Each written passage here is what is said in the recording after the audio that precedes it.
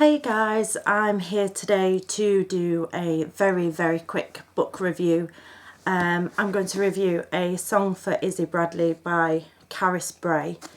This is the UK paperback edition and it has around, really not organised, 397 pages. I'm going to be really controversial as well and say that I love the cover a lot better than the hardback version, which I know some people may not agree with that, but I just think, look, how beautiful is this book. So I read this book in May, and literally it gave me the biggest book hangover that we are now coming towards the end of June, and I still think about this book a lot. In fact, so much so that I did debate, although my to read pile is just humongous, I did debate rereading it. I'm not gonna I don't want to give spoilers away for this book because I think that each person that reads it will get their own book journey from it, and I don't want to tell you the plot before you read it, but essentially this book follows the Bradley family as they come to terms with losing Issy. I believe Issy is about 4 years old, and she passes away suddenly.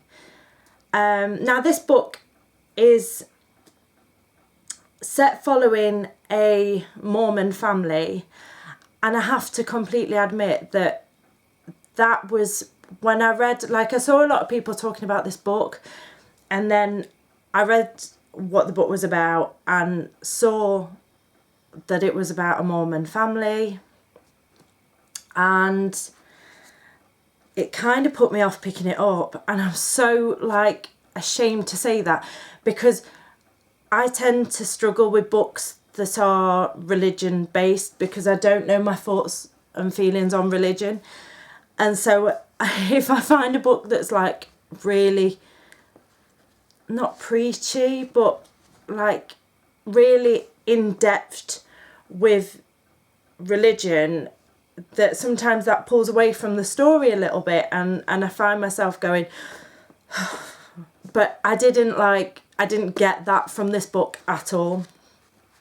It is it does have the religious points in it, but it doesn't, it's really odd because it is their, it's just how they're dealing with the grief, and how, like, certain family members are struggling with faith, certain family members are turning to the faith more strongly, and it's just beautiful. It's just, I just can't do this book any justice.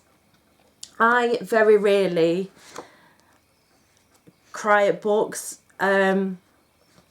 I'm kind of known for being a little bit of an hard nut, that there's very little, like when I watch films, I don't really cry a lot. It takes a lot to make me cry, and this book made me cry, not just a little bit. I actually sobbed, and I had to put the book down and have a breather and then come back to it. And it was just because it was just so beautifully written, that the way that it dealt with Izzy's death was just amazing. I don't know. I don't really know what to say about this book, apart from, like, I think that everybody should give it a go, even if it's something that you may have seen that you think, you know, that's not for me, then just give it a whirl. Carys was lovely.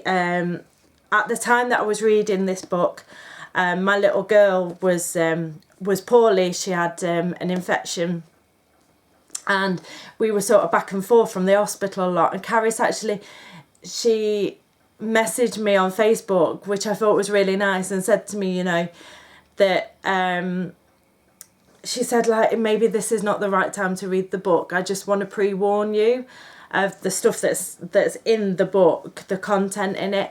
And I just thought that was a really lovely thing for her to do, to go out her way. But I continued to read it because I was like, no, I'm reading this freaking book. It's awesome. And I'm so glad I did. I don't think that you have to be a mummy to read it. I know a lot of people that are not parents, but this book has made them cry, and I just cannot rave about this book enough. I gave it 5 stars. It is one of my top reads for this year, and yeah, oh my god, it is just, oh, honestly, it is just amazing. It is just amazing. I'm gonna read you the back, and then I'm just gonna leave you with that and just say, read this freaking book, read it. So the back says, meet the Bradleys. In a lot of ways, they're a normal family. Zippy is 16 and in love for the first time. Al is 13 and dreams of playing for Liverpool.